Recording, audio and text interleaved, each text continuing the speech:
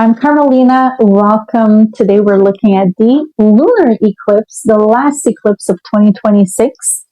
That happens on August 27th or 28th, depending where you are in the world.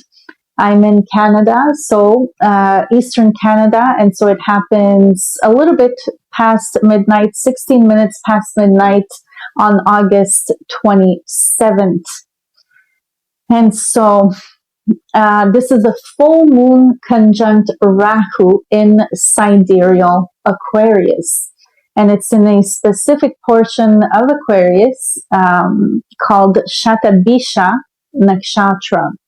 And it's at 10 degrees and 45 minutes. And so we have the sun in the opposite sign, obviously in Leo at 10 degrees and 45 minutes, conjunct Mercury at 11 degrees.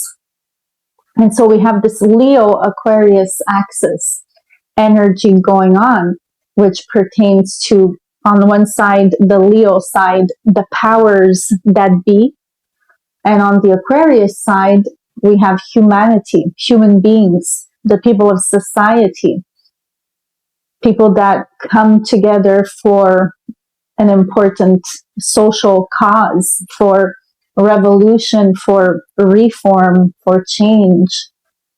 And so this is kind of the energy that is at play here. And so Shatabhisha is a lunar mansion that holds two main qualities, I would say. There's more than that, but one of them is concealment. There's something that is concealed here, that's hidden, that's veiled, we could say. And so this being a full moon eclipse, the veil is going to lift. Something is going to be revealed. It could be something shocking, something surprising, because Uranus is in a square with the full moon eclipse. It's also in a square with the sun and with Mercury. Uranus is sitting at 11 degrees of Taurus. Mercury is exactly at 11 degrees. Mercury is the messenger of the gods. He pertains to information, messages, communication, also travel and commerce. And so this has also a lot to do with this war going on between Mark Carney and Trump. This Leo house is very significant because it's Trump's first house, which pertains to his physical body, his health, his life. And this is Mark Carney's fourth house, and he has a big stellium here. He has a bunch of planets here. And the fourth house in a leader's chart, he's the Prime Minister of Canada.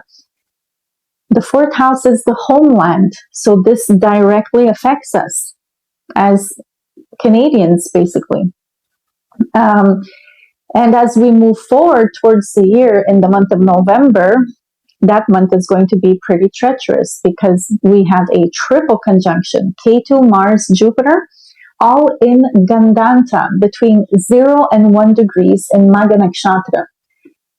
And anytime we have Mars conjunct Ketu, there's always an explosion, there's an attack, a sudden attack. Things get very fiery, especially here in a fire sign. So there's some sort of big event that's going to happen. And Jupiter is also involved and will be amplifying everything. And so it doesn't look good for Canadians. It doesn't look good for Canada. It doesn't look good for Trump. It doesn't look good for Carney. So there's that going on. At a personal level, this lunar eclipse, like all eclipses, is about realignment, recalibration. There's something new that will come into your life because this is a Rahu eclipse. So it's about evolution and progress. Whether you have planets in Aquarius or you do not have planets in Aquarius, there's going to be a focus with the Aquarius house in your life, okay, to a certain degree. If you do have planets here, it's going to be a little bit more prominent, but even if you don't, this house is going to be significant for the next 6 months. You're going to have to develop and work the things work out the things of your Aquarius house per your ascendant and per your moon sign especially, okay? Now, I said the first element is concealment. So something is hidden that will come to light, some hidden information and revelation. It could be coming from leaders, the powers that be, powerful people, but you have to be very careful. I'm giving you a warning that not everything is the truth. If there's some sort of disclosure that comes out, do not trust it 100% because there's a lot of deception going on in this chart. Mercury and the Sun are in a quincunx with Neptune sitting in Pisces. Saturn is conjunct Neptune. Saturn is retrograde. He's moving backwards very slowly.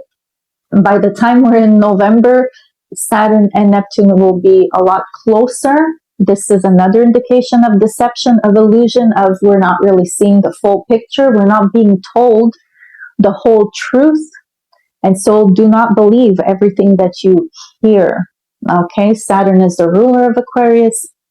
Be very careful. There's a lot of deception going on. Now, another element of Shatabhisha is instant karma. Varuna is the deity here, and he is directly linked with the laws of nature. And that's what karma is. Karma is the laws of nature. Okay? So nature is constantly doing this dance of harmony and balance. And so whatever we put out there, we get back in return. That's how the laws of nature really work. And so Varuna is the overseer of morality and the laws and karmic retribution, basically, just like Saturn. Just like Saturn. And by the way, Saturn is exactly transiting right on top of Carmi's Mercury. And his Mercury rules his second house of resources and economy and finance. And it's in the 11th house of assets and things like that. And so that's very interesting, and that's not very good. There's a lot of karma going on here.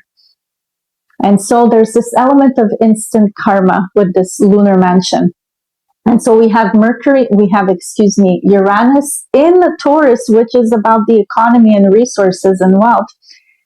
In this T-square with the Sun, the Moon, Mercury, this is going to trigger some unexpected event.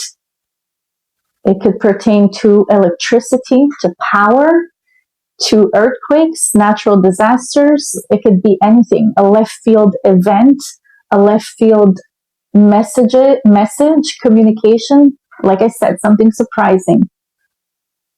A sudden ending. A sudden departure of something. You know, it could be in your personal life that suddenly something ends abruptly.